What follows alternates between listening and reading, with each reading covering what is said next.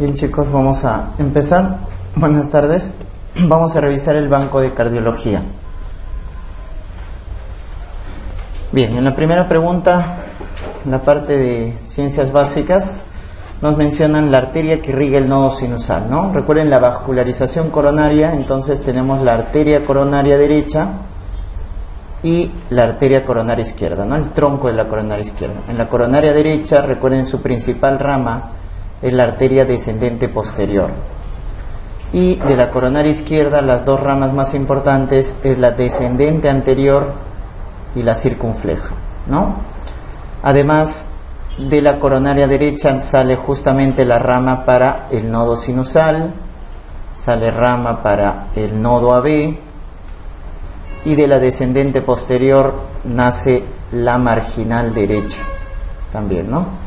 Y la arterias septales posteriores, ¿no? Septales posteriores y marginal derecha. Por el lado izquierdo, la descendente anterior da sus ramas diagonales y sus ramas septales anteriores, y la circunfleja da la rama marginal izquierda, ¿no?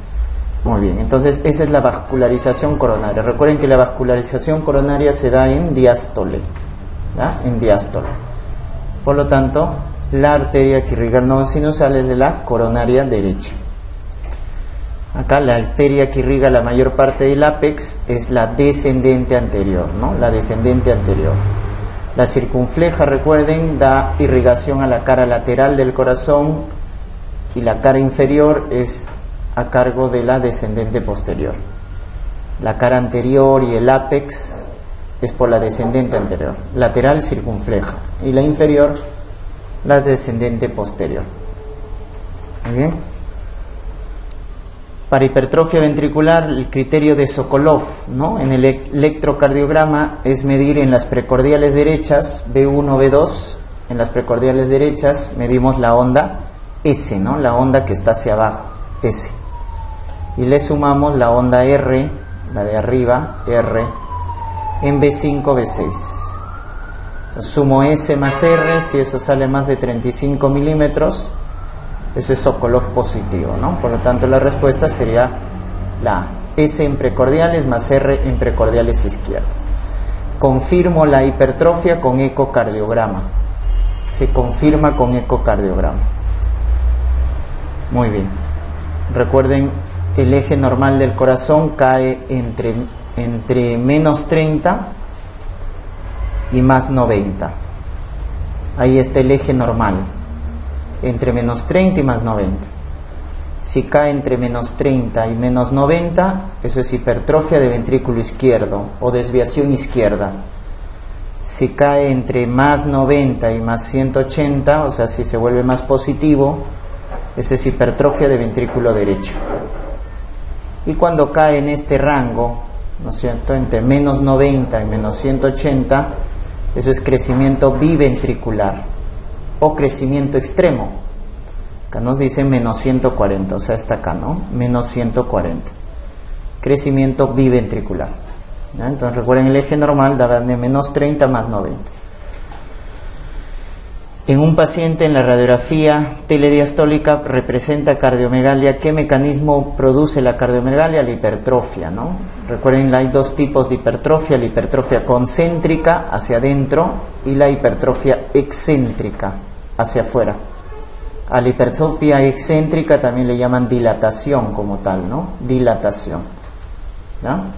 Y a la hipertrofia verdadera es la hipertrofia concéntrica. Recuerden, la hipertrofia concéntrica causa falla, como es hacia adentro, falla en el llenado, falla diastólica. Hipertrofia excéntrica da falla, como se dilata el corazón, se fibrosa, da falla en la sístole, ¿no? Clásico ejemplo: ¿quién produce hipertrofia concéntrica? La hipertensión arterial. ¿Quién produce hipertrofia excéntrica? El infarto agudo de miocardio, ¿no? Causa dilatación, causa fibrosis. ¿Ya? Entonces el mecanismo es la hipertrofia. La hipertrofia. Cuando hablamos en una radiografía cardiomegalia, cuando el índice cardiotorácico es más del 50%. cuando es más del 50%, ¿no? El índice cardiotorácico. Pregunta de fármaco: la dobutamina es un agonista de los receptores adrenérgicos, ¿no? Prefiere más a los beta que a los alfa, o sea, prefiere más al beta 1 del corazón. Por eso los utilizamos para shock cardiogénico. A diferencia de la dopamina prefiere más a los alfa que a los beta, ¿no? Prefiere más a los alfa. Al igual que la norepinefrina también. La norepinefrina prefiere más a los alfa, que están en los vasos, ¿no? En cambio, la dobutamina, la epinefrina tienen mayor selectividad por los beta. Entonces es un agonista, alfa y beta, pero prefiere más a los beta 1, por si acaso. Por eso lo utilizamos en el shock cardiogénico. Los beta bloqueantes son útiles en el control de los síntomas de angustia, y lo que hacen los beta block es bajar, ¿no es cierto? Bajar la excitabilidad simpática, ¿no? Entonces son útiles en el control de los síntomas de angustia y la hiperexcitabilidad simpática, ¿ya? Cuando queremos bajar el tono simpático, por ejemplo en pacientes hipertiroideos, utilizamos los beta block, ¿no? Los beta block, ¿ya? Bajan el tono simpático. Recuerden, dentro de fármaco, la importancia más, o la característica más importante en los beta bloqueadores es su selectividad, porque hay algunos que son selectivos del beta 1, otros que bloquean al beta 1 y beta 2, que son los no selectivos, y otros que bloquean alfa y beta, ¿no? Que son los mixtos.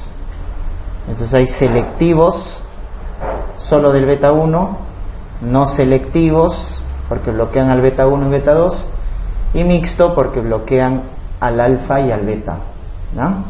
¿Quiénes son los selectivos? La nemotecnia, acuérdense, es MBA, ¿no? MBA, metoprolol, bisoprolol y atenolol.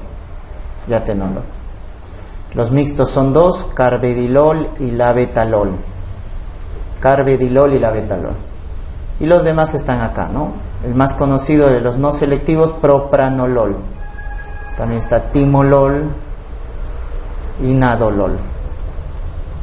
Entonces, la característica más importante de los beta block es su selectividad, ¿ya? Su selectividad. Acuérdense su clasificación. Entonces, ¿qué hacen los beta block? Bajan el tono simpático.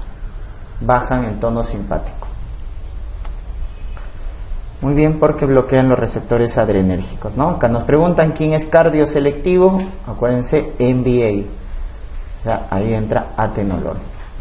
Estos son no selectivos. Por ejemplo, timolol lo empleamos en glaucoma, ¿no? En el glaucoma crónico. Es no selectivo. Propranolol es el típico no selectivo, ¿no es cierto? Que lo empleamos en la miocardiopatía hipertrófica. Lo empleamos en la prevención de hemorragias por varices en el paciente cirrótico, por varices gastroesofágicas. Es no selectivo, ¿no?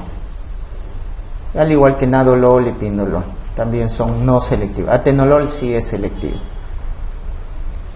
¿Cuál de los siguientes bloquea los receptores de angiotensina? Entonces, cuando yo analizo el sistema renina-angiotensina-aldosterona, puedo bloquear en 3 niveles, ¿no? Puedo bloquear, recuerden, el angiotensinógeno se convierte en angiotensina 1 y la angiotensina 1 en angiotensina 2.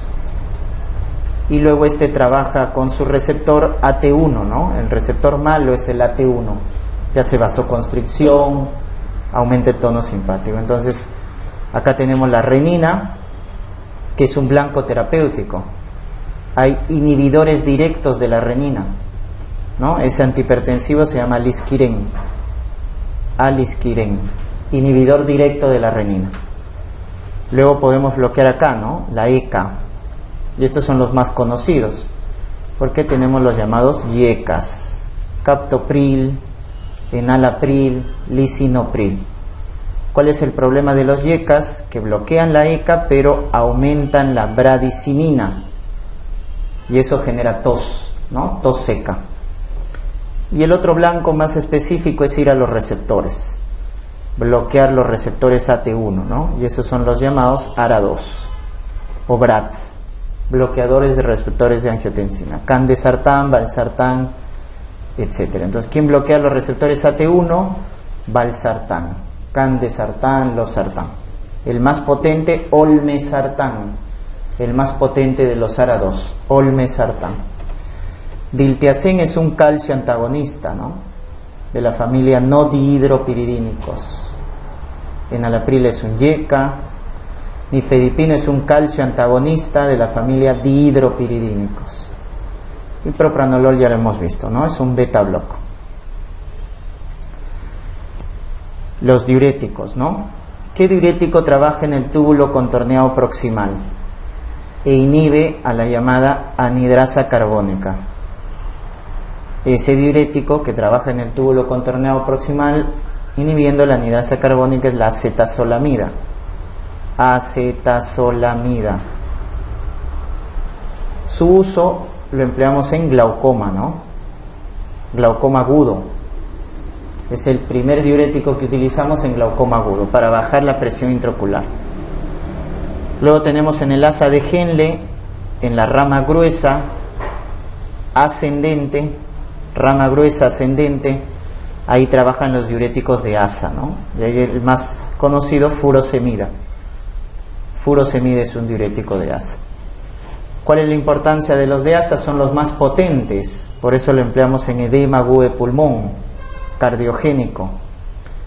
Es el único diurético que empleamos en injuria renal aguda, en pacientes con falla renal aguda, con oliguria. Podemos emplearlo en falla renal, ¿no? Entonces, en edema agudo de pulmón cardiogénico, en falla renal oligúrica, empleamos furosemida, ¿no? Para bajar la congestión. Luego tenemos los que trabajan en túbulo contorneado distal. El que trabaja a nivel del túbulo contorneado distal son los diuréticos llamados tiacidas, ¿no? Acá el representante hidroclorotiacida trabaja en el túbulo distal. Una diferencia importante de las tiacidas es que reabsorbe calcio, y esto no lo hace ningún otro diurético, ¿no? Reabsorbe calcio, la hidroclorotiacida.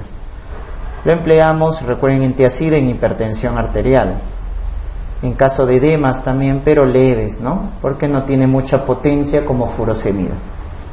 ¿Ah? Y el que trabaja en el túbulo colector, bloqueando a la aldosterona, los receptores de aldosterona, es la espironolactona. La espironolactona. La gran importancia de la espironolactona es que ahorra potasio, ¿no? Aumenta potasio en la sangre. Es el llamado diurético ahorrador de potasio. Es el diurético de elección en cirrosis. En cirrosis. Y también lo empleamos en falla cardíaca porque es un antifibrótico, ya que la aldosterona hace fibrosis del corazón. ¿Ya? Entonces lo empleamos en falla cardíaca como antifibrótico, pero es el principal diurético en cirrosis, ¿no? O sea, acá nos hablan de furosemida, ¿no? Furosemida es el diurético más potente porque baja principalmente la precarga, baja el retorno venoso. Y al bajar el retorno venoso, baja la presión de llenado del ventrículo izquierdo. Porque baja la precarga, baja el retorno venoso. ¿Disminuye la excreción de potasio? No, esa es la espironolactona, ¿no? Por eso es ahorrador de potasio. La furosemida bota potasio. ¿Baja la tasa de filtración? No, aumenta el flujo plasmático renal. Por eso lo empleamos en oliguria. ¿Estimula la reabsorción de calcio? No, esa es tiacida. ¿Quién reabsorbe calcio? Tiacida. ¿Y quién tiene actividad en la anhidrasa carbónica? Acetazolamida, ¿no? Pero la inhibe, no la estimula. ¿Ya? La respuesta correcta es la A. Baja la presión de llenado, porque baja la precarga. Los diuréticos bajan la precarga, recuerden, el retorno venoso. En el ciclo cardíaco, recuerden que en la contracción isovolumétrica se produce el primer ruido cardíaco, ya que en la contracción isovolumétrica se da el cierre de las aurículo-ventriculares. En cambio, en la relajación isovolumétrica se da el cierre de las válvulas sigmoideas, en la relajación isovolumétrica, produciéndose el segundo ruido, ¿no? Entonces, primer ruido, contracción. Segundo ruido, relajación isovolumétrica. Pero recuerden que hay dos componentes en el primer ruido. El primer componente es el de la válvula izquierda, la válvula mitral. Es decir, se cierra primero la válvula mitral, luego se cierra la válvula tricúspide. En el segundo ruido igual, la válvula izquierda se cierra primero, la aórtica se cierra primero, en el segundo ruido. Y la pulmonar se cierra después. Entonces acuérdense que en el cierre de las válvulas del lado izquierdo son las que se cierran primero, ¿ya? Son las que se cierran primero, las válvulas del lado izquierdo. Entonces acá me preguntan, da el inicio de la contracción isovolumétrica, el cierre de las auriculoventriculares, pero en el ventrículo derecho, el cierre de la tricúspide, ¿no? Si no nos colocaban lo de ventrículo derecho, la respuesta hubiera sido la B, ¿no? Porque primero se cierra la mitral y luego la tricúspide. Pero acá nos están focalizando el ventrículo derecho. Y en el ventrículo derecho están la válvula tricúspide, ¿ya? El concepto es que las válvulas izquierdas se cierran primero. ¿Quién causa el primer ruido? El cierre de las auriculoventriculares. En cambio, el de la sigmoidea es el segundo. ¿Y el tercer ruido quién lo causa? Llenado rápido. El llenado rápido. ¿Y el cuarto ruido? La contracción de la aurícula. ¿Dónde se escucha el tercer ruido? En llenado rápido, cuando el corazón está dilatado, fibrosado. Eso es un tercer ruido. Cuando el corazón está fibrosado, dilatado, se va a escuchar un tercer ruido. En cambio, cuarto, se ausculta en un corazón con hipertrofia concéntrica. Cuando hay una hipertrofia concéntrica y no se puede llenar el ventrículo de sangre, la contracción de la aurícula tiene que ser enérgica, intensa, para que se dé el cuarto ruido, ¿no? Entonces esto también deben recordar. El tercer ruido es llenado rápido, representa un corazón dilatado, fibrosado. Un cuarto ruido es por la contracción auricular y representa un corazón hipertrofiado. Por lo tanto, un tercer ruido nos traduce una falla en la sístole y un cuarto ruido nos traduce una falla en la diástole. Eso es en realidad un tercer y un cuarto ruido, ¿no? Un tercer ruido es falla sistólica y un cuarto ruido es falla diastólica, falla en el llenado. ¿Quién da el impulso al músculo del ventrículo como tal? El último en llegar son las fibras de Purkinje, que son las que tienen la mayor velocidad de conducción. Mayor velocidad de conducción. El haz de Bachmann es el que lleva el impulso a la aurícula izquierda. ¿Quién lleva el impulso de la aurícula derecha a la aurícula izquierda? El haz de Bachmann, ¿no? El haz de Wenkenbach es el haz medio que lleva al nodo AB. El haz de Torel es el posterior, ¿no? De los haces internodales, estos son los haces internodales. El medio es Wenkenbach, el posterior es Torel. El más importante es el de los haces internodales, es el Torel, porque pasa por ahí la mayor cantidad de impulsos cardíacos. ¿A quién le llamamos segundo marcapaso? Nuestro primer marcapaso es el nodo sinusal, primer marcapaso. Y nuestro segundo marcapaso es el nodo AB, ¿no? Y el tercer marcapaso es el sistema de Purkinje, tercer marcapaso, ¿verdad? Las fibras de Purkinje. ¿Y por qué se llaman así? Porque el inicio de la despolarización en ellos empieza, ¿no? Recuerden, en ellos, en nuestros marcapasos, se da una despolarización automática. Entonces la frecuencia con la cual el nodo sinusal se despolariza es de 60 a 80. Por eso es el que comanda, ¿no? El nodo AB se despolariza a una frecuencia de 40 a 60 y el haz de Purkinje de 20 a 40. Entonces la frecuencia es diferente, ¿no? Por eso el nodo sinusal es el que comanda, porque su frecuencia de despolarización es mayor, ¿ya? De 60 a 80. Caracteriza mejor a las fibras del músculo cardíaco. Recuerden, en la histología del músculo cardíaco tenemos los llamados discos intercalares, también llamados uniones gap, que permiten que cuando una célula se despolariza, la otra célula que está a su lado también se despolariza. O sea, son uniones eléctricas que permiten que el corazón actúe como un sin sitio, o sea, como un todo, ¿no? Tiene varias células, pero actúan como un todo, porque estos discos intercalares o uniones gap son conexiones eléctricas. En el tejido muscular cardíaco, el grupo de células que tienen bastante glucógeno dentro de su citoplasma, ¿no?, vienen a ser las que conducen la mayor cantidad o a mayor velocidad el impulso, ¿no?, que vienen a ser las células o mal llamadas células, ¿no?, es fibras de Purkinje, ¿ya? Es fibras, no células. Las células de Purkinje están en el cerebelo, acá es fibras de Purkinje, ¿ya? Ese es un error en la redacción. Fibroblastos de manera patológica se presentan en el tejido cardíaco, ¿no?, cuando hay fibrosis, no hay músculo liso, endotelio si hay en el endocardio, etcétera. Ahí hay fibras de Purkinje, no células.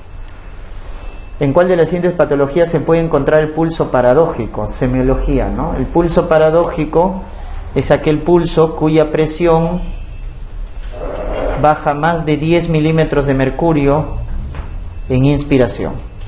Ese es el pulso paradójico. Aquella presión del pulso que baja más de 10 en inspiración. Puede salvar la vida del paciente, porque lo vemos en pacientes con trauma torácico que tienen taponamiento cardíaco, que es un primer diagnóstico que debemos descartar. Pero también se presenta en pericarditis constrictiva, también en tromboembolismo pulmonar o en crisis asmática severa. Esos son los diagnósticos de pulso paradojal, ¿no? Taponamiento cardíaco, pericarditis constrictiva, tromboembolismo pulmonar o crisis asmática severa, ¿ya? Por lo tanto, acá la respuesta es pericarditis, ¿no? Pericarditis. Puede dar el llamado pulso paradojal. Señale la afirmación correcta ante un paciente que acude al servicio de emergencia con dolor torácico agudo, no traumático, ¿no? Un dolor torácico agudo, lo primero que debemos descartar por la importancia es el cuadro cardíaco. Y en el cuadro cardíaco, por la importancia, tenemos dos diagnósticos: el infarto agudo de miocardio, o sea, el síndrome isquémico coronario agudo, y el otro es el de la disección de aorta, ¿no? Patología de aorta, que es más rara. Lo más frecuente es la cardiopatía isquémica, pero el otro diagnóstico es la disección de aorta, ¿no? Luego ya vienen los problemas también pulmonares, problemas endocrinológicos, problemas gastrointestinales, como una enfermedad de reflujo que genera también dolor torácico, etcétera. Entonces, pero lo primero es descartar es un probable síndrome coronario, y hay que tratarlo como tal hasta que se demuestre lo contrario, ¿no? O sea, lo primero frente a un dolor torácico agudo en un paciente, obviamente adulto con factores de riesgo, es descartar un cuadro síndrome isquémico coronario agudo, ¿no? Los problemas esofágicos son tan infrecuentes que se deben descartar de plano. Eso es falso, ¿no?